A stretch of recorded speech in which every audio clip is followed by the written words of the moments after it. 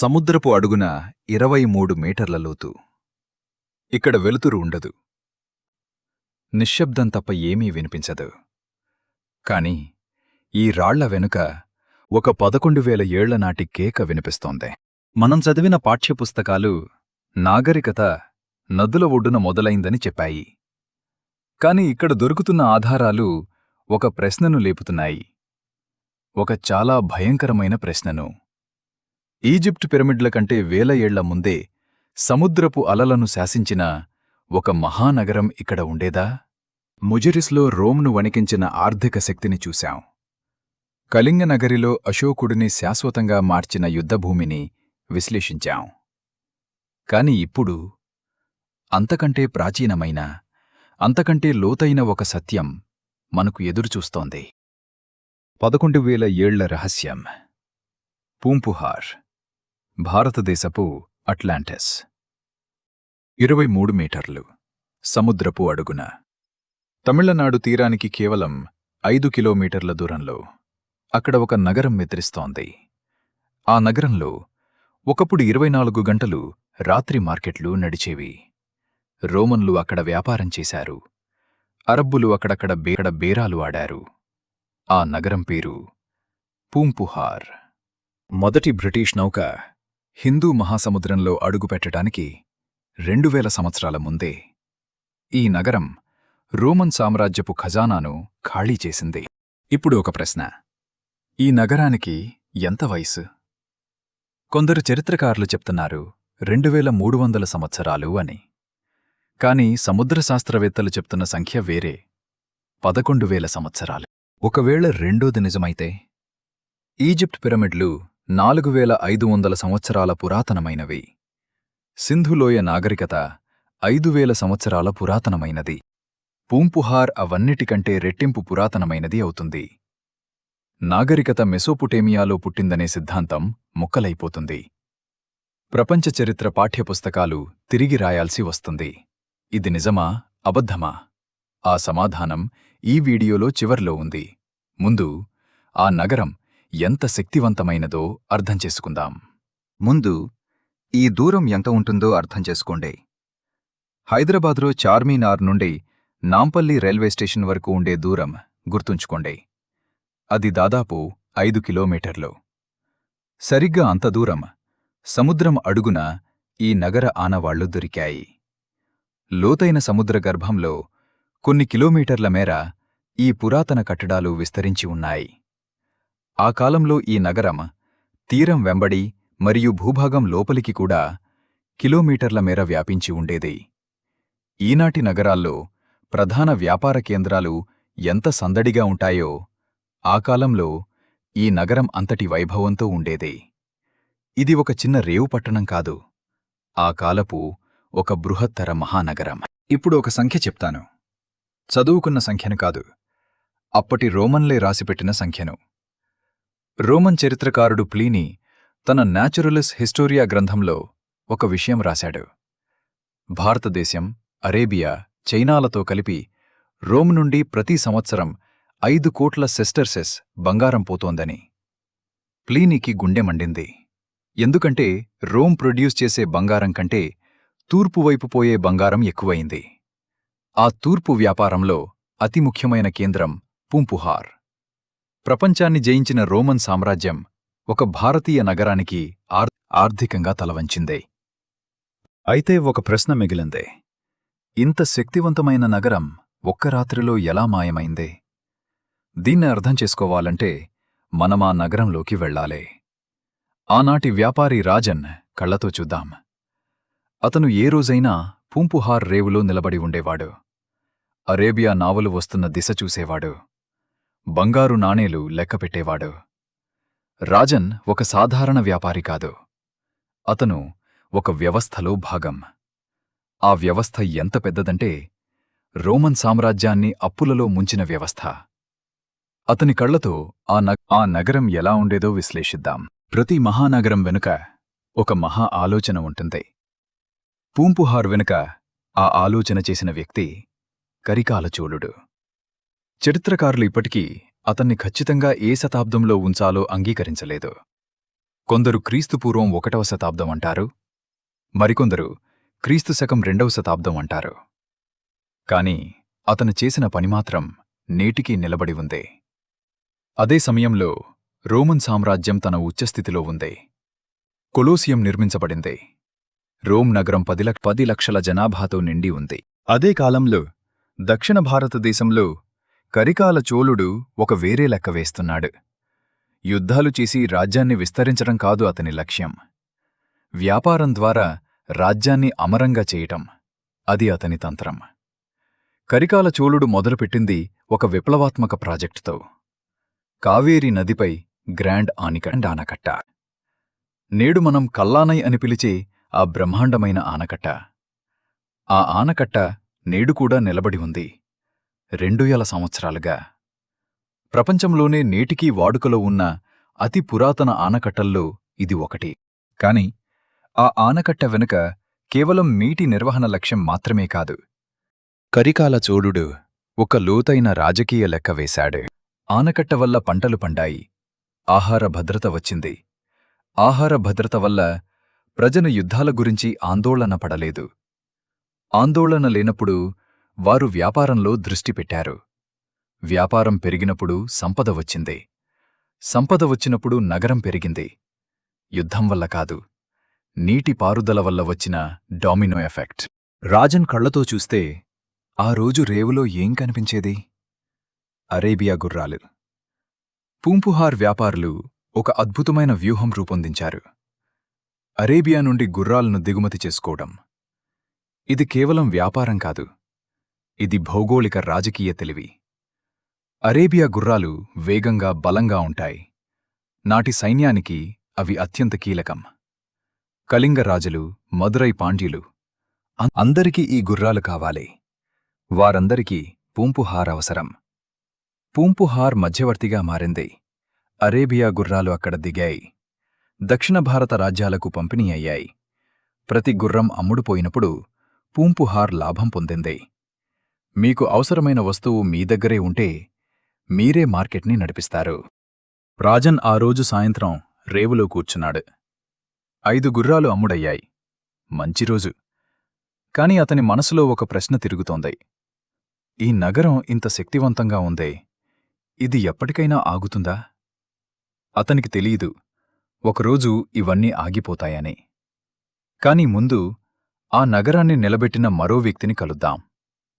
రాజన్ వ్యాపారం చెయ్యాలంటే ఆ వ్యక్తి తన పని చెయ్యాలి. ఒక్క నిమిషం ఆగండి. మీకో ప్రశ్న. 1.5 టన్నుల బరువున్న గ్రానైట్ రాళ్లను, అంటే మీ కార్ కంటే రెట్టింపు బరువు, 2000 సంవత్సరాల క్రితం ఎటువంటి క్రేన్ లేకుండా, జీపీఎస్ లేకుండా సముద్రపు అడుగున ఎలా పేర్చారు? ఇది నేటి ఇంజనీర్లకు కూడా ఛాలెంజ్. కాని పూంపుహార్ వాళ్లు చేశారు. మరియు ఆ పని వెనుక ఒక అద్భుతమైన మనిషి ఉన్నాడు. ఇప్పుడు చెప్తాను. రాజన్ రేవులో వ్యాపారం చేస్తున్నాడు. కాని ఆ రేవు పనిచెయ్యాలంటే ఒక వేరే వ్యక్తి కావాలి. అతని పేరు మారన్. ప్రతి సాయంత్రం మారన్ అదే పనిచేసేవాడు. ఆ భారీ ఇటుక దీపస్తంభం పైకి ఎక్కడం, మంటను వెలిగించడం. మారన్ ఒక లైట్ హౌస్ కీపర్. కాని అతని పని కేవలం దీపం వెలిగించడం కాదు. అతను ఒక వ్యవస్థ మొత్తాన్ని నిలబెట్టేవాడు.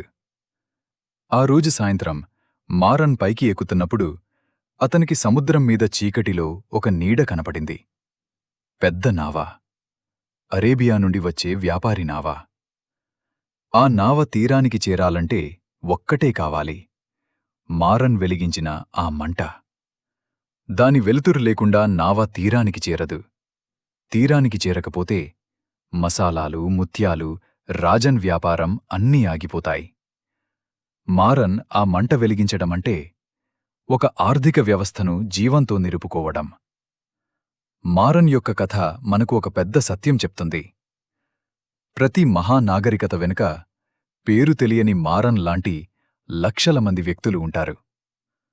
చరిత్ర పుస్తకాలు రాజులను గుర్తుంచుకుంటాయి. కాని నిజమైన నాగరికత నిలబడేది ఆ రాత్రి మంట వెలిగించే మారన్ లాంటి మనుషుల వల్లే. మారన్ వెలిగించిన దీపం నావలను తీరానికి దారి చూపింది. కాని తీరానికి చేరిన తర్వాత తీవ్రమైన ఋతుపవనాల అలల నుండి ఆ నావదను ఎలా రక్షించారు? సముద్ర గర్భంలో దొరికిన 85 మీటర్ల యు ఆకారపు నిర్మాణం ఇందుకు సమాధానం. 1.5 టన్నుల బరువున్న గ్రానైట్ రాళ్లతో నిర్మించిన ఈ నిర్మాణం ఒక బ్రేక్ వాటర్, సముద్రపు అలల బలాన్ని తగ్గించే గోడ. ఈ గోడ లోపల నావలు సురక్షితంగా నిలబడగలిగేవి.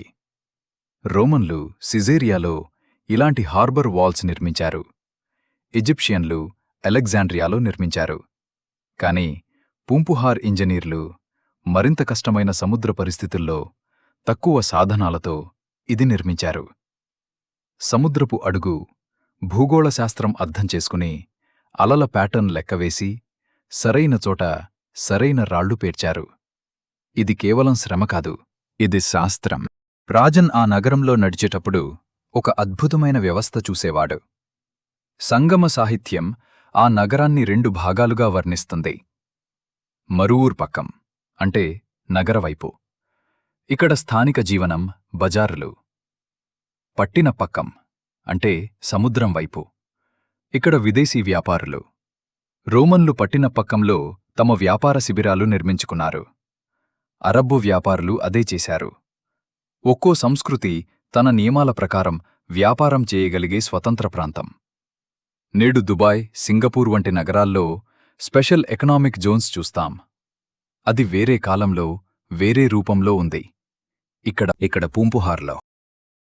ఇప్పుడు మనం ఈ వీడియోలో అత్యంత వివాదాస్పద ప్రశ్నకు వస్తున్నాం. పూంపుహార్కు నిజంగా ఎంత వయసు? 2 వర్గాలు వేరే వేరే సాక్ష్యాలు చూపిస్తున్నాయి. ఒకటి చరిత్రకారులు నిరూపించిన కాలం, రెండోది శాస్త్రీయంగా సాధ్యమైన కాలం. రెండూ విన్నాక మీరే నిర్ణయించుకోండి. టైమ్లైనే చెప్పేది. పూంపుహార్ 2300 సంవత్సరాల పురాతన చోళుల నగరం. దీన్ని సపోర్ట్ చేసే సాక్ష్యాలు: అక్కడ దొరికిన రింగ్ వెల్స్, సంగం కాలానికి చెందినవని నిరూపితమైంది. రోమన్ రూలెటెడ్ వేర్పాత్రలు అక్కడ దొరికాయి, క్రీస్తుపూర్వం 300 నాటివి. కార్బన్ డేటింగ్ పరీక్షలు ఇదే కాలాన్ని సూచిస్తున్నాయి. ఈ వర్గం ప్రకారం నగరం తీరానికి దగ్గరగా ఉండేది. ఒక ప్రకృతి విపత్తు వల్ల మునిగిపోయింది. ఇది నిరూపితమైన వాస్తవం. రాజన్ ఒకసారి ఆలోచించాడు, ఈ సముద్రం ఎల్లప్పుడూ ఇక్కడవరకే ఉందా? అతని తాత చెప్పిన కథలు వేరేగా ఉన్నాయి. ఒకప్పుడు ఇక్కడ చాలా ముందుకు భూమి ఉండేదని, సముద్రం చాలా దూరంలో ఉండేదని. తమిళ పురాణాల్లో అలాంటి కథలు ఉన్నాయి. కుమరికండం, సముద్రం మింగేసిన భూమి. అది పురాణమా లేక జ్ఞాపకమా? టైమ్లైన్ బి చెప్పేది మాత్రం ప్రపంచ చరిత్రను అరిగే సిద్ధాంతం. ఇది ఊహ కాదు, ఇది శాస్త్రీయ సాధ్యత. 20,000 సంవత్సరాల క్రితం భూమిపై మంచు యుగం ఉండేది. ఆ కాలంలో సముద్ర మట్టాలు ఇప్పటికంటే 120 మీటర్లు తక్కువగా ఉండేవి. నేడు సముద్రంలో ఉన్న చాలా భూభాగాలు అప్పుడు పొడి నేల. ఇది థియరీ కాదు, ఇది సైంటిఫిక్గా నిరూపితమైన వాస్తవం. ఉదాహరణ చూడండి. ఉత్తర అమెరికా మరియు సైబీరియా మధ్య బేరింగ్ అనే భూవంతెన ఉండేది. మనుషులు ఆ వంతెన మీద నడిచి అమెరికా చేరారు. ఆ భూవంతెన నేడు 50 మీటర్ల నీటి అడుగున ఉంది. అదేవిధంగా మన తమిళనాడు తీరం కూడా అప్పుడు చాలా ముందుకు విస్తరించి ఉండేది. ఆ భూభాగంలో నాగరికత ఉండి ఉండవచ్చు. ఆ నాగరికత నేడు 23 మీటర్ల లోతులో ఉంది. కాని ఇక్కడ ఒక ముఖ్యమైన విషయం: సముద్రంలో దొరికిన యు ఆకారపు నిర్మాణంపై ఇంకా డైరెక్ట్ డేటింగ్ జరగలేదు. 11,000 సంవత్సరాల అంచనా సముద్రమట్ట మార్పుల నమూనాల నుండి వచ్చింది. ఆ నిర్మాణం నేరుగా కార్బన్ డేట్ చేయబడలేదు. అంటే ఇది తోసిపుచ్చిన సిద్ధాంతం కాదు, కానీ నిరూపించబడిన సత్యమూ కాదు. ఇంకా పరిశోధన జరగాల్సి ఉంది. ఇది నిజమైతే ప్రపంచ చరిత్రను అడిగే ప్రశ్నలు లేస్తాయి. నాగరికత ఒకే చోట మొదలై అందరికీ వ్యాపించిందనే సిద్ధాంతం సవాలుకు గురవుతుంది. పూంపుహార్ నాగరికత సింధులోయ మరియు మెసోపొటేమియా కంటే ముందే స్వతంత్రంగా అభివృద్ధి చెందిందని నిరూపించబడితే ప్రపంచ చరిత్ర పాఠ్యపుస్తకాలు తిరిగి రాయాల్సి వస్తుంది. Indian navy ASI under water archaeology విభాగం పనిచేస్తున్నారు. ఆ పని పూర్తయ్యే రోజు మనం హిస్టరీ మార్చే సమాచారం వినవచ్చు. ఒక రాత్రి రాజన్ రేవులో ఆ రాత్రి ఉన్నాడు. ఒక సాధారణ రాత్రి. వ్యాపారం జరుగుతోంది. మారన్ పైన దీపస్తంభంలో మంట వెలుగుతోంది. అరేబియా నావలు రేవు వైపు రావడం కనిపిస్తోంది. రాజన్ తన గుడిసె వైపు నడిచాడు. కాని అర్ధరాత్రి గాలి మారింది. సముద్రం రంగు మారింది. అలలు పెద్దవయ్యాయి. రేవులోని నావలు వెనక్కి వెళ్లాలని ప్రయత్నించాయి. మొదటి భారీ అల హార్బర్ గోడపై విరుచుకుపడింది. తర్వాత ఇంకోటి. 85 మీటర్ల యు ఆకారపు గోడ, ఎన్నో తుఫానులు తట్టుకున్న గోడ, ఆ రాత్రి మాత్రం ఆగలేదు. నీరు లోపలికి వచ్చింది. రాత్రి మార్కెట్లు నీటిలో మునిగాయి. వ్యాపారం ఆగిపోయింది. రోమన్ నావలు చేరుకోలేకపోయాయి. మారన్ వెలిగించిన మంట ఆ రాత్రి ఆరిపోయింది. తమిళ పురాణాల్లో దాన్ని కాడల్ కోలంటారు. సముద్రం మింగేసింది అని అర్థం. అది ఒక్క రాత్రిలో జరిగిందా, పలు శతాబ్దాలుగా జరిగిందా? అది 2004 సునామీ వంటి విపత్తు కావచ్చు. అది సింధు నాగరికత పతనానికి కారణమైన వాతావరణ మార్పు వంటిది కావచ్చు. ఖచ్చితమైన కారణం ఇంకా తెలీదు. కాని ఏం జరిగిందో తెలుసు. రాజన్ వ్యాపారం ఆగిపోయింది. రోమన్ నావలు వచ్చినా దీపం కనపడలేదు. అరబ్బు వ్యాపారులు వేరే రేవు వెతుక్కున్నారు. నగరం నీటిలో మునిగే ముందే చీకటిలో మునిగిపోయింది. 23 మీటర్ల లోతున. రాజన్ లెక్కపెట్టిన బంగారు నాణేలు అక్కడే ఉన్నాయి. మారన్ ఎక్కిన దీపస్తంభం శిథిలాలు అక్కడే ఉన్నాయి. కరికాల చోళుడు కట్టించిన హార్బర్ గోడ అక్కడే ఉంది. 2000 సంవత్సరాలు గడిచాయి. కాని ఆ రాళ్ళు మాట్లాడుతున్నాయి, వినేవాళ్లు ఉంటే. పూంపుహార్ కేవలం చరిత్ర కాదు, ఇది హెచ్చరిక. ఐపీసీసీ నివేదికల ప్రకారం 2100వ సంవత్సరం నాటికి సముద్ర మట్టాలు మరో 1 మీటర్ పెరుగుతాయి. మన విశాఖపట్నం, చెన్నై, ముంబై అప్పుడు ఏమవుతాయి? 2000 సంవత్సరాల క్రితం పూంపుహార్ అడిగిన ప్రశ్నే మన నగరాలు ఒకరోజు అడగవచ్చు. ప్రకృతికి రాజ్యాల అధికారాల కంటే భౌగోళిక పరిస్థితులే ముఖ్యం. పూంపుహార్ నేర్పిన అతిపెద్ద పాఠం ఇదే. మీరు ఇప్పుడు ఇండియాస్ లాస్ట్ సిటీస్ సిరీస్లో 3వ ఎపిసోడ్ పూర్తి చేశారు. మొదటి ఎపిసోడ్ ముజిరిస్ చూడ్లేదా? రోమ్ ఆర్థికంగా కుప్పకూలడానికి ఒక్క భారతీయ నగరమే కారణమైంది. లింక్ డిస్క్రిప్షన్లో ఉంది. 2వ ఎపిసోడ్ కళింగ నగరి. అశోకుడు జయించిన ఆ యుద్ధం అతన్ని శాశ్వతంగా మార్చేసింది. ఆ నగరమే లేకుంటే బౌద్ధమతం ఏమైపోయేది? ఆ కథ కూడా డిస్క్రిప్షన్లో ఉంది. ఈ సిరీస్ మీకు నచ్చిందంటే సబ్స్క్రైబ్ చేయండి మరియు బెల్ ఐకాన్ నొక్కండి. తదుపరి ఎపిసోడ్ వచ్చినప్పుడు మీకు నోటిఫికేషన్ వస్తుంది. పూంపుహార్ సముద్రంలో మునిగిపోయింది. కాని ఒక్క రాత్రి రాజస్థాన్ ఎడారిలో 1500 మంది ఉన్న ఒక గ్రామం మొత్తం మాయమైపోయింది. ఇళ్ళు అలాగే ఉన్నాయి. వంట అలాగే ఉంది. పెళ్లి సన్నాహాలు మధ్యలో ఆగిపోయాయి. కాని 1500 మంది మనుషులు ఒక్కరు కూడా లేరు. 200 సంవత్సరాలు గడిచాయి. ఈరోజు కూడా ఆ గ్రామానికి వెళ్లే సాహసులు తిరిగి వచ్చిన తర్వాత వేరే మనుషులుగా మారుతారు. ఆ గ్రామం పేరు కుల్దారా. తదుపరి ఎపిసోడ్లో India's last cities episode 4లో Kuldhara రహస్యం వెలికితీస్తాం. చూస్తూనే ఉండండి. నమస్కారం.